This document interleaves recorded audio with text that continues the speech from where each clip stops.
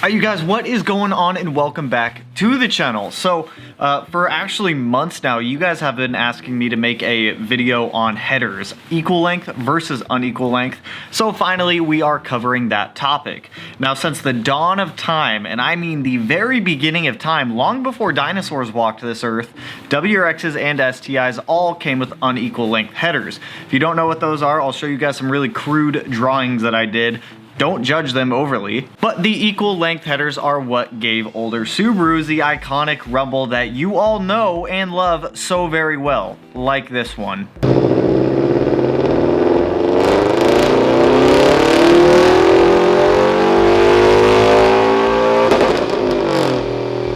But there's not a ton of information out there unless you go digging through some old forums or really scavenge the internet on what the major pros and cons are to each setup. And now with the release of the FA20 WRX out on the market, there are some equal length and unequal length headers available for that engine as well. So we're gonna talk about both engines, the EJ and the FA. Should you run equal length or unequal length headers? We're gonna start this off by talking about equal length.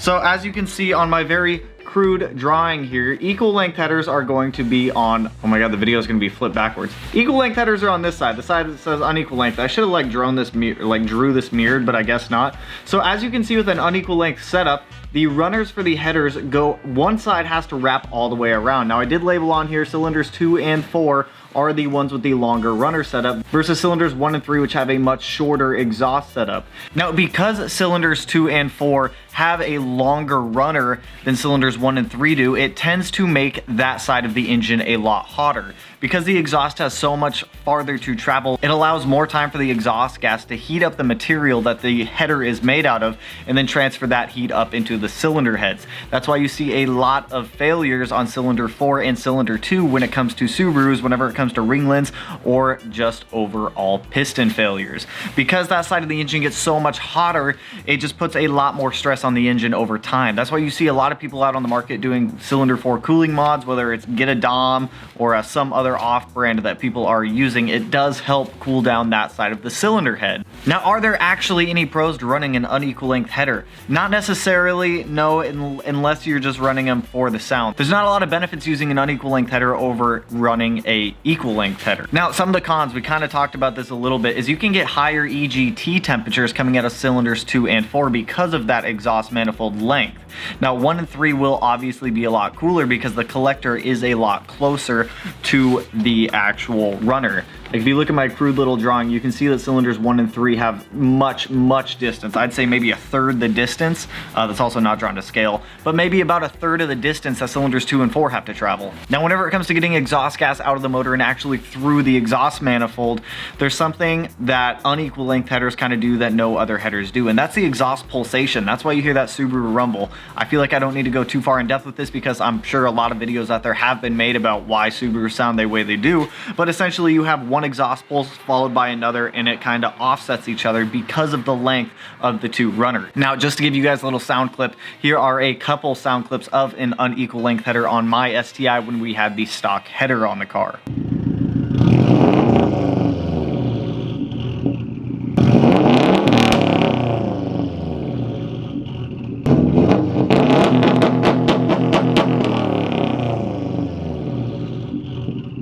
So unequal length headers, they give that really good Subaru rumble, but they're really not the best performance header on the market if that's something you guys are considering.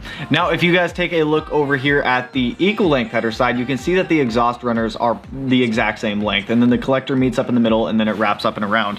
Here's a video of when we installed my Killer Bee header on my STI, and it kind of gives a little bit better of a comparison between an unequal length header and an equal length header. So we have the unequal length OEM headers up here. These are like cast iron. They are heavy, let me tell you. And then right below it, we have the equal length. So as you can see, the unequal length, the exhaust ports are spaced much farther apart. They're spaced the same distance, but the runners go to the collector at significantly different lengths versus the Killer Bee one, where you can see, they follow the same length coming off of both ports, go to one singular collector, and then go up. Now, yes, swapping over to an equal length header is drastically going to change the sound of your car.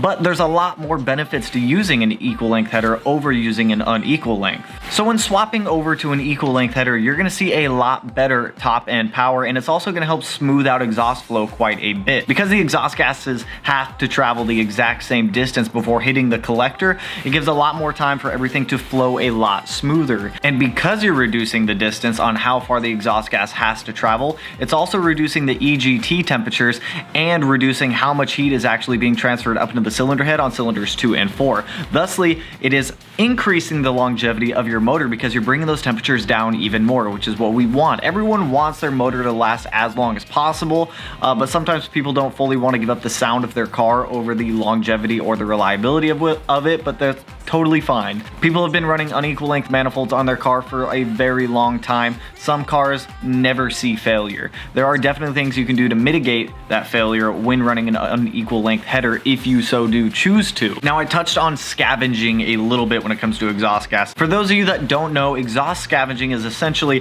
how quick the motor can replace the exhaust gas in the engine with a fresh air fuel mixture, and really swapping over to that equal length manifold setup definitely helps keep that mixture fresh and keep the exhaust scavenging as efficient as it can be. Now, going back to my crude drawing here, you can definitely see the differences between equal length and unequal length manifolds as how the exhaust gases have to travel through each one. So equal length manifolds are going to give you better top end power. They're going to make your car a little bit more reliable by bringing down EGT temperatures and increasing scavenging efficiency, and they're overall just going to make your car perform better. Now, with the FA20, for all of you owners out there and everyone who has asked me in the past, do I think you should get an unequal length manifold for your FA20 WRX? I highly advise against this for multiple reasons.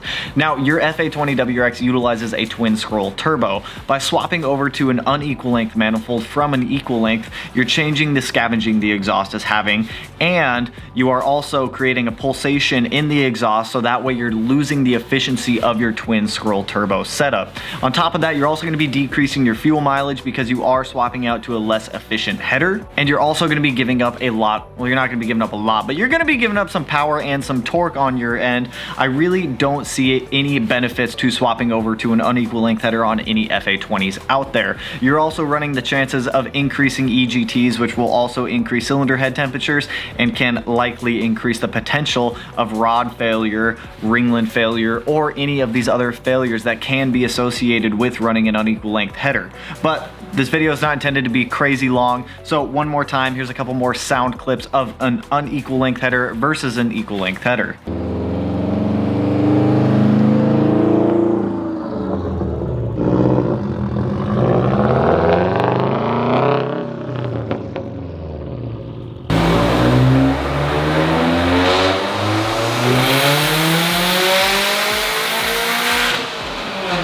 So I do hope this video helped you guys out in making a decision whether you wanted equal length or unequal length, or if you were just curious the major differences between either header. So if you guys like the video, you know what to do. Go ahead, hit that like button and turn it blue like the chassis on the Subaru. And if you're not already subscribed to the channel, hit your boy up. One of these corners, no idea which one I'm going to put it in quite yet, but it'll be in one of them. And with that though, I will catch you guys in the next one. Peace out, homies. Woo! That was a good woo. I like that woo.